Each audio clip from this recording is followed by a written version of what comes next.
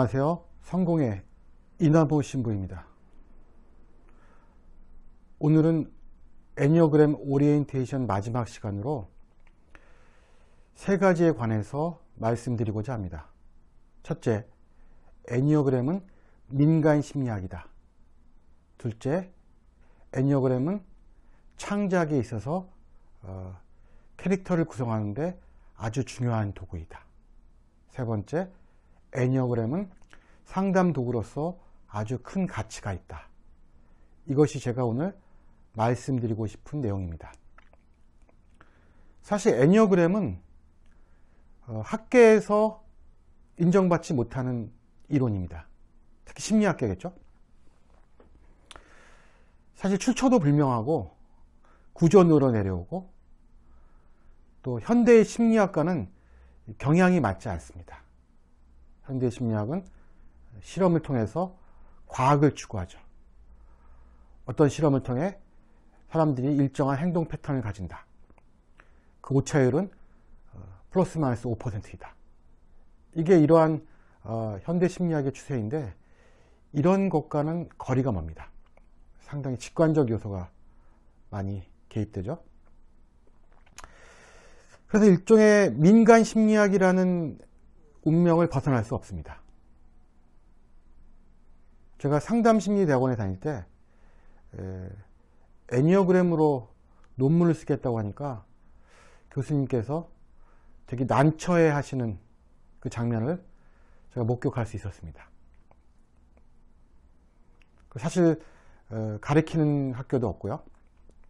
제가 알기로는 가톨릭대학교 학부에서 가르치고 제가 성공회 대학교에서 가르치는 것이 한 학기 과정으로서 전부라는 얘기를 들었습니다. 그렇지만 제가 누누이 말씀드리지만 이 애니어그램의 용법은 정말 다양하고 무궁무진합니다. 그렇지만 안타깝게도 평생교육원이나 문화센터에서 가르쳐지는 일종의 민간 심리학임을 제가 말씀드리고자 합니다. 사람이 어떤 분이 있다고 가정해보죠. 그분이 이제 암에 걸렸습니다. 병원에서 이제 선고를 내립니다. 선생님은 앞으로 6개월밖에 살 수 없으니 잘 마지막을 준비해 주십시오 라고 합니다. 그럼 이분은 이제 상당히 비관적인 상황이 되겠죠. 근데 그래 6개월 동안 한번 편하게 내 병을 고쳐보자 하고 산속에 들어가십니다. 그래서 뭔가 이제 민간 요법으로 인해서 자기 병을 고치고 그런 행위를 합니다.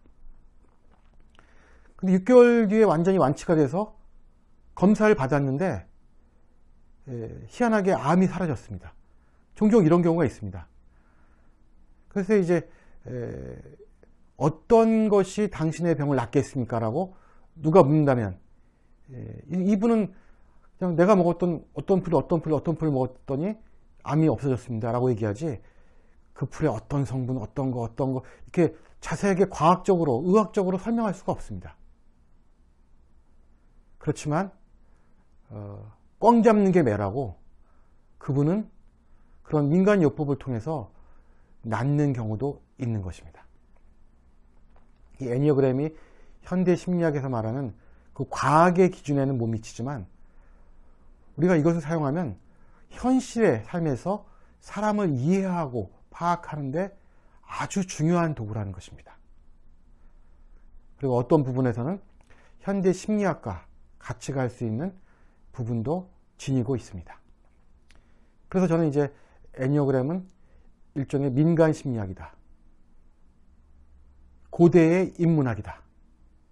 현대처럼 이렇게 학문이 분해된 상태에서 뭔가 어디에도 끼기 어려운, 그래서 결국 인문학으로 남을 수밖에 없는 성격을 지니고 있다. 이것이 제가 애니어그램에 대해서 가지고 있는 생각입니다. 또 다른 하나는 애니어그램은 작가의 창작 활동에 큰 도움을 준다는 것입니다. 제 자신도 한때 소설을 쓰고 싶어 했습니다. 그래서 이제 작가들이 인물을 구성할 때는 정말 직관적입니다. 한 사람의 성격을 딱 정하면 그 성격이 할 수 있는 행동과 할 수 없는 행동이 있음을 직관적으로 작가는 알고 있습니다. 그것을 잘하는 작가들이 천재적인 거죠. 뛰어난 작가들이 그 사람의 행동의 반경과 한계에 대해서 잘 알고 있습니다. 예를 들어 보겠습니다.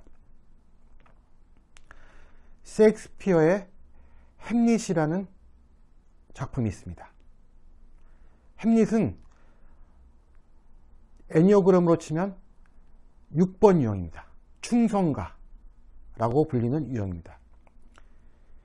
이 사람들은 항상 불안이 많고 또한 충성심도 뛰어납니다. 생각이 많은 유형입니다. 어떤 상황이 닥치지 않았는데 미리 걱정하고 많이 생각해가지고 스스로를 불안에 빠뜨리는 그런 유형입니다. 그런 유형이기 때문에 이런 대사가 나오는 것입니다. 사느냐 죽느냐 이것이 문제로다.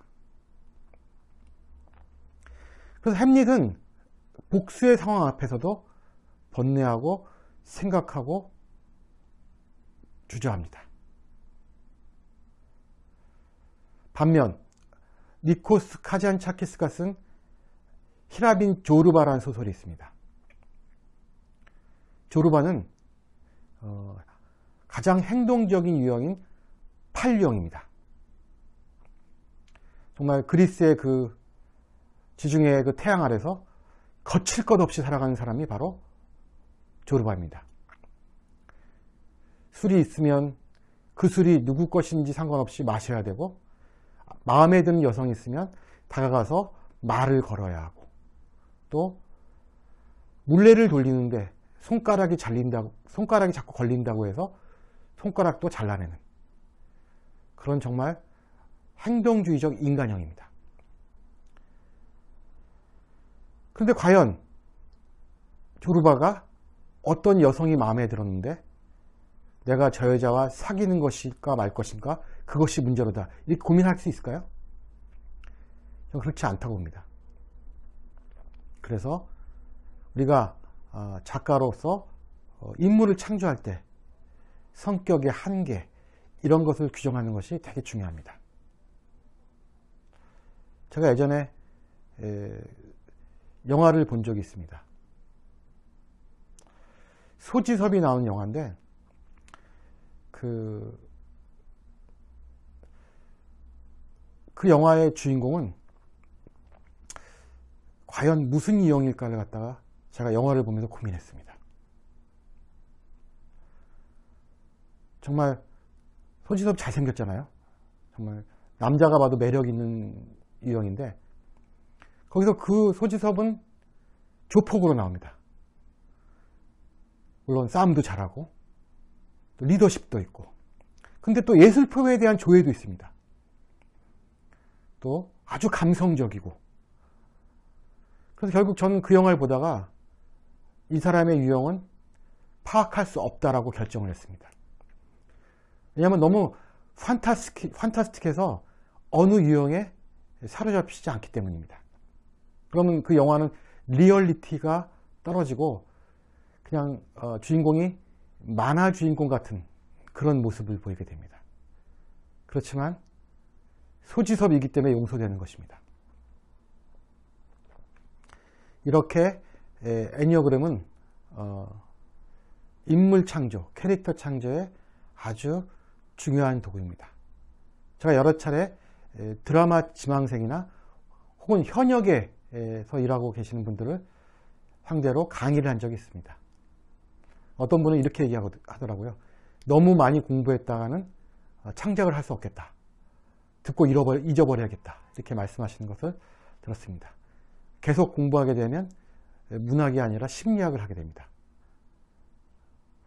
이게 아주 중요한 도구입니다.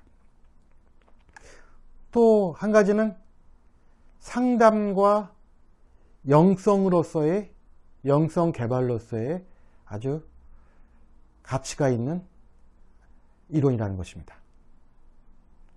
저는 애니어그램으로 상담할 경우에는 애니어그램으로 상담을 합니다. 왜? 어떤 사람의 유형이 타고났는데 그 사람이 그 사람답게 못 살아가는 외부 환경이 있습니다. 제가 예전에 어떤 대학생 한 명을 상담한 적이 있습니다. 그 학생을 한 2번, 3번 정도 만났을 때까지는 6유형이라는 생각이 들었습니다. 너무 불안하고 짓눌려 있고 초조하고 자신에 대한 자신감이 없었습니다. 그러니까 6유형에 안 좋은 특징들이 많이 드러나는 거죠. 그래서 이제 상담을 하다 보니까 이 학생이 부모로부터 많이 짓눌리고 또 이제 많이 억압을 당하는구나. 사실 상당히 좋은 대학을 다녔는데 부모의 기대치에 못 미치는 대학을 들어갔어요. 그러니까 부모가 되게 구박을 하고 또 이제 막내로서 또 여자로서 여러 가지 잡일을 많이 시킵니다.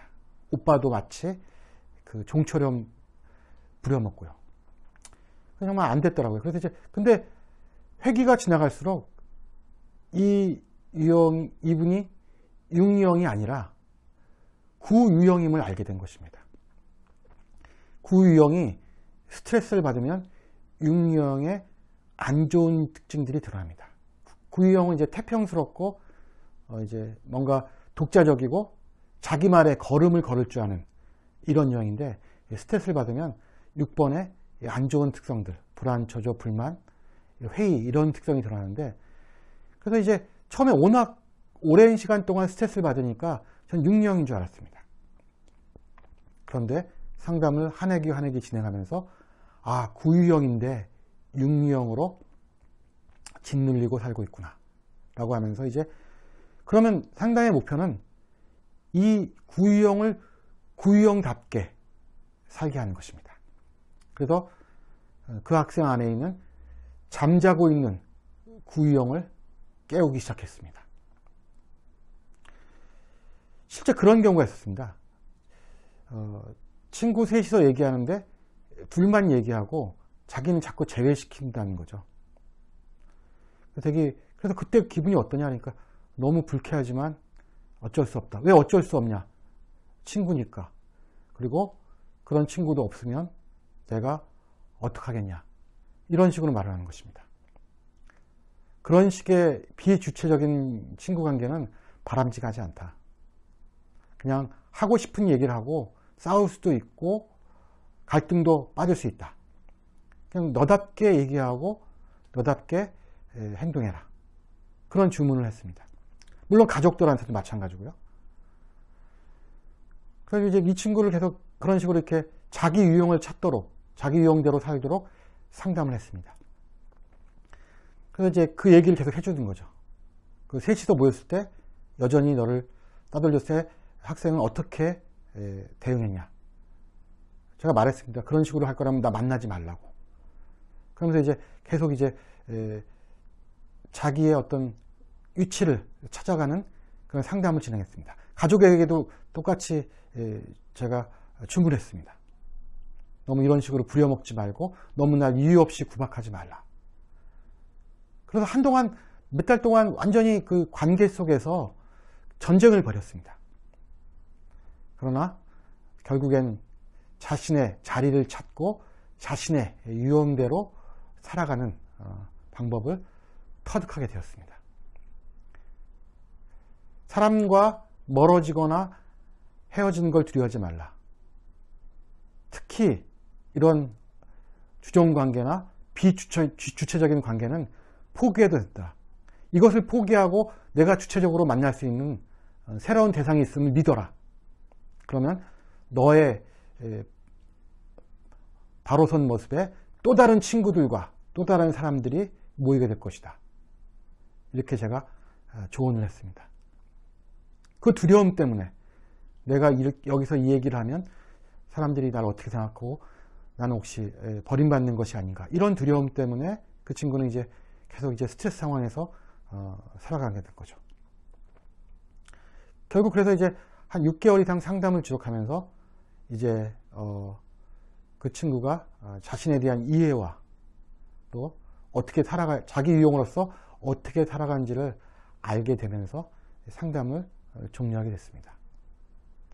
이처럼 애니어그램은 상담의 큰 도구가 될 수 있습니다. 또한 제가 또 말씀드리겠지만 애니어그램은 영성적 가치가 있는 프로그램입니다. 원래 이게 쓰인 게 수도원입니다.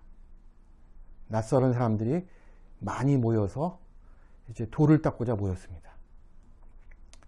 그런데 수도원에 들어와 보니까 수도사로 남는 것보다는 수도원장이 되는 게 좀 나은 것 같고, 또 뭔가 또 이제 꿈틀거리는 세속의 욕망들이 수도원에서조차 살아납니다. 물론 교회도 마찬가지입니다.